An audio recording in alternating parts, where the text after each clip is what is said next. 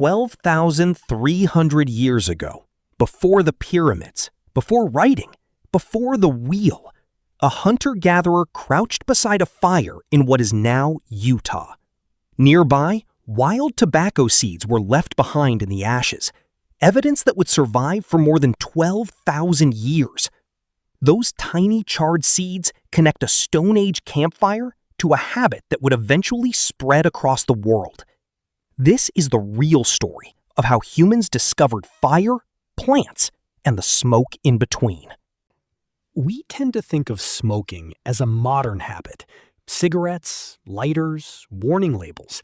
But archaeology tells a much older, much stranger story. One that spans 4 continents, 5,000 years of ritual, medicine, trade, and belief, long before anyone called it a habit at all. In this video, we're tracing that story from the very first charred seed to the industrial machines that turned a sacred plant into a global commodity. Our story begins not in Asia or the Middle East, where you might expect, but in North America. At a site called Wishbone in Utah's Great Salt Lake Desert, archaeologists found 4 charred seeds of wild coyote tobacco inside a hearth used by Ice Age hunter-gatherers. Radiocarbon dating pushed the date back an astonishing 12,300 years, the oldest evidence of human tobacco use ever found. The seeds tell us the plant was being burned and used deliberately. Exactly how it was consumed, smoked, chewed, or something else, is something researchers are still piecing together. But tobacco wasn't the only plant humans were burning, consuming, and in some cases, inhaling. In the Pamir Mountains of western China, at the Jirzhankal Cemetery, researchers analyzing residue from wooden braziers found a clear chemical signature, CBN, the compound left behind when THC is burned. Their conclusion, published in a peer-reviewed archaeology journal, this was psychoactive cannabis, deliberately smoked at least 2,500 years ago. And further west, in the Mediterranean, opium poppy cultivation goes back even further, to the 6th millennium BC, spreading into Central Europe within a few thousand years. 3 continents, 3 remarkable plants, 1 enduring human fascination.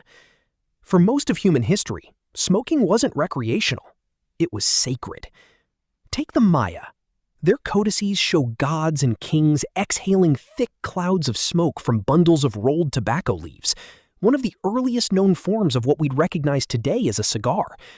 Some scholars link the word to the Mayan sicar, though its exact path into Spanish, and eventually into English as cigar, is still debated. Researchers studying a 1,400-year-old clay flask from Mexico found something remarkable. Hieroglyphics reading essentially the home of its tobacco. Chemical testing confirmed nicotine residue inside, physical proof matching the written label. Meanwhile, in the Altai Mountains, Scythian tribes were burying their dead with an unusual toolkit: leather pouches of cannabis seeds and copper cauldrons with fire-scorched stones. This matches almost exactly what the Greek historian Herodotus described nearly 2,500 years ago: the Scythian vapor bath, a ritual cannabis steam ceremony held in mourning. On the island of Crete, a striking figurine from around 1300 BCE, nicknamed the Poppy Goddess, wears a crown scored with poppy seed pods, the exact technique used to harvest raw opium. She was found next to vessels shaped for inhaling smoke. And in ancient India, cannabis held a place among the 5 sacred plants named in the Vedas, texts over 3,000 years old. They called it bang, believed to bring people closer to the divine and dissolve fear itself. Smoke, across every one of these cultures, wasn't just inhaled. It was a bridge between the human and the divine. Long before modern pharmacies, inhaled plant remedies formed an important part of medicine in many ancient societies.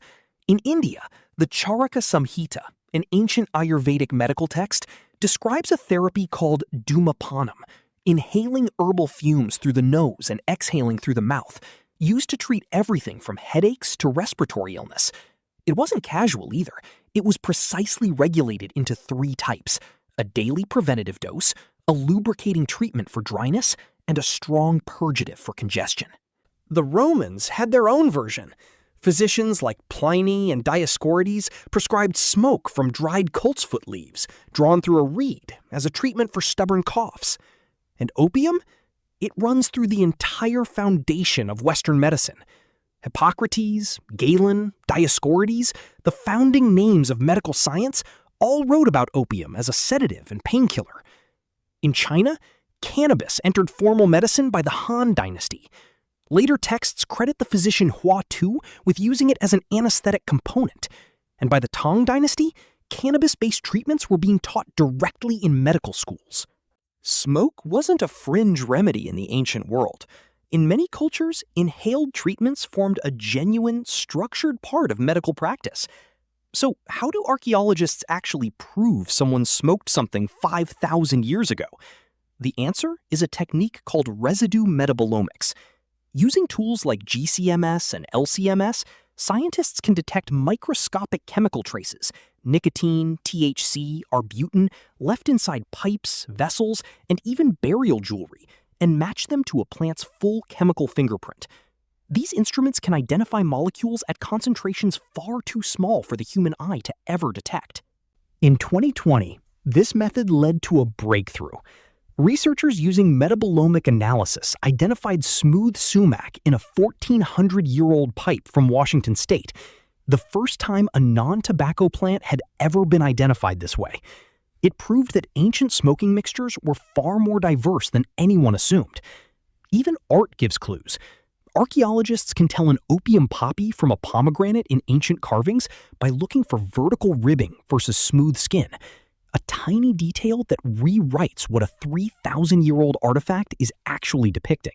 For thousands of years, smoking stayed sacred, medicinal, and communal. That changed with colonization and industry. In colonial America, tobacco became so valuable it functioned as currency. Virginia issued notes backed directly by inspected tobacco leaf to pay war debts. By the early 20th century, tobacco had been fully industrialized. Automated cigarette machines could roll thousands of cigarettes a minute. And marketing pioneer Edward Bernays ran the now infamous Torches of Freedom campaign, reframing a plant once used in sacred ceremony as a symbol of personal liberation, deliberately targeting women to expand the market.